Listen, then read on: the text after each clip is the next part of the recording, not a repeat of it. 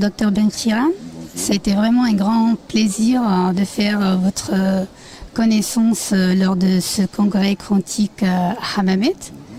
Donc vraiment, on a commencé justement avec votre conférence le premier jour, le vendredi, qui avait pour thème de la médecine moléculaire à la médecine informationnelle et énergétique. Et vraiment, ça m'a fait ma journée. Vraiment, j'ai même, au fond de moi-même, remercié Malika qui m'a encouragée à assister. Et voilà. Et donc, si vous commencez par nous parler de votre propre parcours et de ce qui vous a amené justement à la médecine moléculaire et puis de ce passage de la médecine moléculaire à la médecine informationnelle et énergétique. D'accord. Bien, moi je suis déjà donc de formation médicale, je suis gastro-entérologue, physiologiste, j'ai déjà enseigné quelques temps à la faculté de médecine et puis voilà, j'ai découvert la médecine énergétique il y a de cela 40 ans, une quarantaine d'années. Oui, déjà une quarantaine d'années. J'ai travaillé tout seul parce que dans le temps, il n'y avait pas assez de documentation, il n'y avait pas d'internet, il n'y avait pas des choses comme ça. J'ai essayé de travailler avec ce que je pouvais avoir. Et puis je voulais sortir un petit peu de ces sentiers battus de médecine conventionnelle, physique, organique. Et je voulais absolument savoir ce qui se passe à côté du corps, dans l'infiniment petit et dans les corps énergétiques. Vous savez qu'il n'y a pas que le corps, il y a 6 corps énergétiques qu'on appelle les corps subtils et qui contiennent toute l'information des organes. Donc c'est parti du principe de la physique quantique, c'est l'application de la physique quantique à la médecine. On dit que la particule est simultanément particule et onde. Et il faut un observateur conscient pour faire le passage, ce qu'on appelle le collapse de Psi, de l'onde à la particule. Donc finalement, nous ne sommes que des ondes, que nous ne sommes qu'une information vibratoire. Voilà. Donc, mais cette information, elle est déjà en nous. Elle est où? Elle est dans nos cellules, mais avant qu'elle soit dans nos cellules, elle est syntonisée dans le champ électromagnétique. Voilà. Donc maintenant, on peut faire des dépistages, on peut faire des diagnostics à partir de ce corps, de ce qu'on appelle le corps champ électromagnétique, qui contient toutes nos informations. Et ça, je ne vais pas rentrer dans les détails de la recherche, mais c'est un champ qui existe avant la naissance et qui contient toutes nos informations. Voilà, donc tout est parti par là. Et bon, après j'ai fait ma formation avec le professeur Feu d'Arras de l'Académie de Paris en médecine énergétique, et de là j'ai commencé à pratiquer les deux médecines, bien sûr sans renier la médecine, ma médecine conventionnelle, mais la médecine énergétique, ce n'est pas une énergie parallèle telle qu'on la dénomme, à tort d'ailleurs. Au contraire, c'est une médecine complémentaire qui va faire le diagnostic dans les réseaux énergétiques qui nourrissent le corps physique. Voilà, et ça je pratique cette médecine depuis déjà une quarantaine d'années. Donc vous avez justement parlé de 3 corps au niveau de votre conférence. Vous avez parlé du corps bien sûr physique, du corps électromagnétique, donc du corps éthérique, et du corps tachyonique. Et donc si on essaie de faire un peu le lien entre cette classification et la classification qui parle d'un corps physique, corps émotionnel, mental et spirituel, et d'une autre classification purement orientale qui part de cet corps physique, éthérique, astral, causal, mental, spirituel et atmique. Si on essaie de faire un peu le lien entre ces différents corps, et puis après comment on peut effectuer la lecture au niveau de ces corps-là, et comment on peut corriger l'information au niveau de notre corps s'il y a un certain déséquilibre. Donc voilà. Bien, effectivement, il y a deux façons de voir. Il y a la version, ce qu'on appelle la vision occidentale et la vision orientale. Mais c'est la même chose, sauf que dans la vision... Elle est unique seulement sur la classification. Dans la vision occidentale, on dit qu'il y a 3 corps subdivisés en 2, ce qui fait qu'il y a 6 corps. Tout simplement, hein. Mais c'est une question de classification tout simplement. Mais ce qu'il faut retenir, c'est qu'il y a 3 corps principaux. C'est le corps vital, le corps émotionnel et le corps spirituel. Voilà. Ça, c'est les plus importants. Mais comme ils sont intriqués, c'est comme dans les poupées russes, hein, vous savez. Donc ils sont intriqués donc l'un sur l'autre et l'un dépend de l'autre. Hein. Si j'ai un corps émotionnel qui est perturbé, il va perturber mon champ électromagnétique qui est juste à côté. Et là, on rentre dans les maladies psychosomatiques. Hein. On a mal, mais on fait des bilans, on fait des radios, on va voir le médecin, il va tout faire, mais il ne trouvera rien. Et on dit, ah, c'est la maladie psychosomatique. D'accord, mais d'où ça vient cette maladie psychosomatique? Ah, c'est le psychisme. Oui, mais c'est l'émotionnel qui a pris un coup. Et comme il y a une intrication entre les champs, c'est ça le principe de la médecine quantique, parce que toutes les particules sont intriquées. Hein. Donc il n'y a pas de temps, il n'y a pas de distance, il n'y a pas de tout est intriqué. C'est-à-dire que si je prends 2 photons, l'un ici à Tunis et un photon jumeau, je sais pas moi à Paris, ben si j'excite le photon qui existe en Tunisie, celui de Paris va faire le même saut quantique. On appelle ça le saut quantique, c'est-à-dire il va se comporter de la même manière. Donc le temps et l'espace n'interviennent pas dans ces choses-là. Donc ces champs-là interagissent entre eux.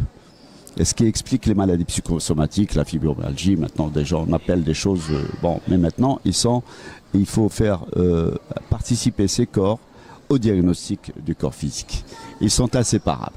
Finalement, si on veut une médecine totale, il faut s'occuper aussi bien du corps, du champ électromagnétique, et maintenant on est sur les travaux d'un autre champ qui est beaucoup plus important, c'est ce qu'on appelle le champ ultime, c'est-à-dire que... pardon ? Le champ tachyonique, c'est-à-dire un champ qui n'est pas de ce monde en quelque sorte, parce que ça vibre avec une vitesse supérieure à celle de la lumière. Mais ce champ tachyonique, on ne peut pas, pour l'instant, vu nos connaissances, on ne peut pas le saisir. On ne peut pas saisir ce tachyon. C'est notre essence. C'est le champ qui est relié à la matrice, qu'on appelle la matrice créatrice. Mais sur le plan physique, maintenant, on n'arrive pas encore avec nos connaissances à le saisir, parce qu'il a une vitesse supérieure à celle de la lumière. Voilà. Mais voilà, donc je ne veux pas rentrer dans le détail physique, mais ce tachyon qui est une particule dont la vitesse est supérieure à celle de la lumière, en se condensant dans la matière, c'est-à-dire en perdant sa vibration, elle va émettre ce qu'on appelle le librion, une particule ou un potentiel énergétique très fort, donc au-delà du photon, au-delà de la particule de la lumière. Mais c'est déjà pas mal. On est à un stade très avancé maintenant pour saisir ce champ tachyonique qui est notre matrice, qui est notre origine, en quelque sorte, notre essence. Mais c'est bien, donc il y a des machines maintenant qui sont en recherche, dans la recherche de cela. On est entré dans une médecine du futur. Hein. Donc voilà, donc on y va doucement, lentement, mais avec sûrement beaucoup de choses qui vont arriver demain. Voilà. Moi j'ai toujours dit que c'est pas la science qui va rendre la vérité vraie, quoi. C'est-à-dire la réalité elle est là et c'est à la science de se rattraper pour pouvoir Absolument. Voilà. Absolument. On dit que l'information est déjà là, parce que tout est information. Ouais. L'information est déjà là, mais on n'arrive pas à saisir toutes les réalités, parce que c'est un monde de plusieurs réalités, mais il n'y a qu'une seule vérité. Ouais. Il y a un potentiel de réalités qui sont superposées, c'est ça le monde quantique.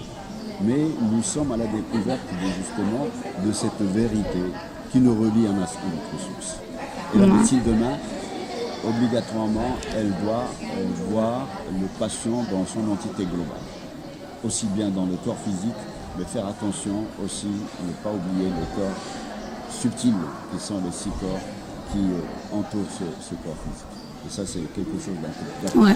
À partir de là, on peut prévenir la maladie avant qu'elle ne s'installe dans le corps. Oui, certainement. C'est ça le but. Justement. Et justement, j'allais vous demander comment on peut effectuer justement la lecture dans ce corps-là et se rendre compte s'il y a un déséquilibre quelque part au niveau du corps. On appelle ça un dysfonctionnement. Oui, oui, oui. Un dysfonctionnement, c'est-à-dire que déjà avant la naissance, Ouais.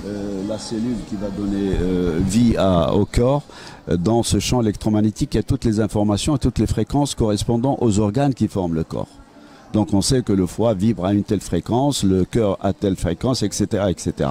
Donc avec les machines qui sont à notre disposition pour le moment, on peut par ces mesures savoir est-ce qu'il y a un dysfonctionnement ou pas de l'organe. Donc c'est très important. Avant que la maladie s'installe dans le corps physique, c'est-à-dire il y a une condensation de l'énergie qui va donner la maladie après un certain temps. Le malade ne sent rien sur le plan physique, mais déjà dans son champ électromagnétique, il y a une perturbation.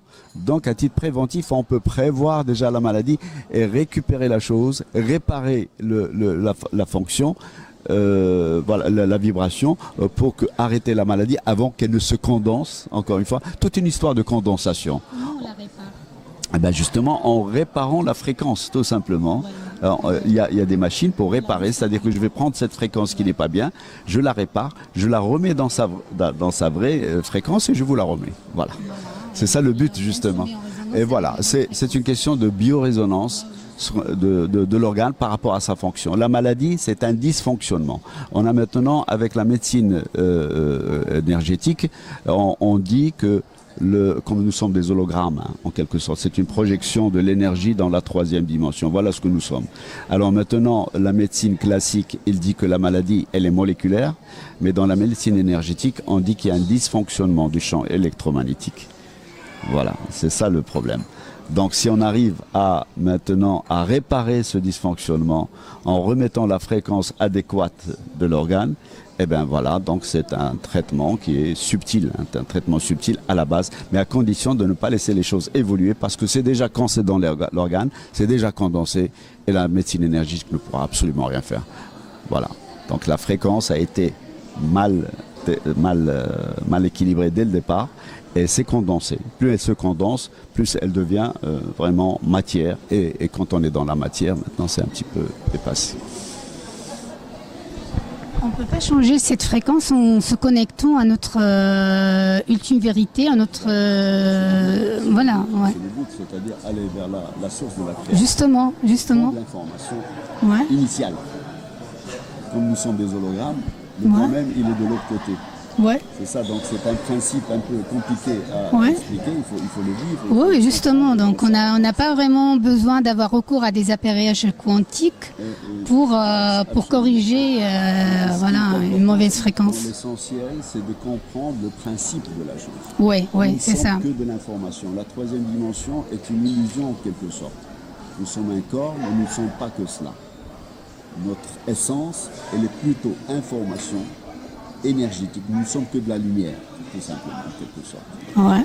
Le corps physique, c'est quelque chose de visible dans la troisième dimension. Et maintenant, la source, elle est ailleurs et on fait partie de la source et à laquelle on peut se connecter. Se connecter et vivre vraiment et non pas uniquement exister. Parce que vous avez parlé justement lors de votre conférence, chose que j'ai vraiment aimée, vous avez dit que la vie, elle est éternelle alors que l'existence, elle est temporelle. Et justement pour faire ce saut quantique et être dans la vie, il faut, par rapport à vous, fonctionner avec ce qu'on appelle le troisième cerveau, le néocortex. Et donc vous avez parlé justement, vous allez nous parler maintenant de ces trois cerveaux que vous avez évoqués, cerveau animal, cerveau limbique et puis le néocortex. Et comment justement arriver à ouvrir la glande pinéale qui fait partie de ce cerveau-là.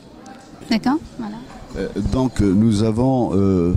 la nature nous a donné trois cerveaux. Le premier cerveau, c'est le cerveau animal de l'instinct de survie. Hein, l'animal n'a besoin que de boire, procréer, manger et puis garder ses petits. Donc c'est l'instinct de survie. Le deuxième cerveau dans l'évolution, c'est le système limbique. C'est le cerveau limbique. Le cerveau limbique, je dirais, il est très important, mais attention, il peut être un piège aussi. Parce que le cerveau limbique, c'est la formation, c'est le conditionnement, c'est la culture, chacun sa religion, chacun sa façon de voir les choses. Mais on entre dans un système de réflexe de la vie de tous les jours.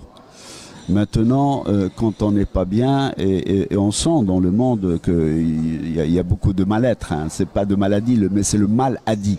On est un petit peu mal dans notre peau, on ne sait pas ce qu'il y a, on parle de dépression, on parle d'angoisse, d'anxiété, etc. Mais parce que nous sommes dans un système de réflexe. C'est le réflexe quotidien de tous les jours, on répète la même chose, et voilà. Alors l'univers nous a donné, ou le divin nous a donné un troisième cerveau, et il n'y a pas de fonction qui est aléatoire comme ça. Il y a quelque chose tout est créé de manière logique. Donc nous avons ce troisième cerveau qu'on appelle le néocortex. Néo c'est nouveau et cortex c'est cerveau, et qui est un cerveau de réflexion. Plutôt. Alors on sort du réflexe du système limbique vers le cerveau de la réflexion. Et ça on l'a. Mais malheureusement on ne l'utilise pas. On l'utilise très peu. On l'utilise dans des cas très spéciaux. Hein. C'est pas le cerveau avec lequel on vit tous les jours. Et la connexion de ce cerveau, de ce troisième cerveau, la connexion la plus importante, c'est celle avec la glande pinéale. C'est ce qu'on appelle le troisième œil. C'est l'œil de la clairvoyance. C'est pas le regard, mais maintenant on rentre dans un système anatomique, fonctionnel, métaphysique. Hein. Donc voilà. Et puis quand on parle de méditation, tout ça c'est excellent pour les gens qui font de la méditation. Mais moi je pense personnellement que la méditation est une excellente chose. D'ailleurs je l'ai mise parmi les thérapies de la médecine énergétique. Mais il faut se mettre dans prendre conscience de ce troisième cerveau. C'est juste le fait de prendre conscience que nous avons un troisième œil, hein, ce qu'on appelle la glande pinéale. C'est une glande sur laquelle on travaille énormément maintenant. Parce qu'avant, on pensait que c'était juste une glande qui fabriquait de la mélatonine, l'hormone du sommeil. Mais elle est plus que cela. Elle est plus que cela parce qu'elle permet de se connecter directement à cette énergie qu'on appelle l'énergie matricielle. Et quand on fait une méditation ou une prière, ou la prière de manière générale, se connecter à cette source, c'est quelque chose d'extraordinaire. Et c'est de là qu'on va prendre l'information initiale, hein, pour guérir le corps et pour se calmer. Et voilà. Donc, super merci, Dr Benkiran, pour ces éclaircissements. Et à une autre fois, on l'espère, peut-être à Djerba, dans la 3e édition du Symposium de la science et de la conscience. D'accord, merci.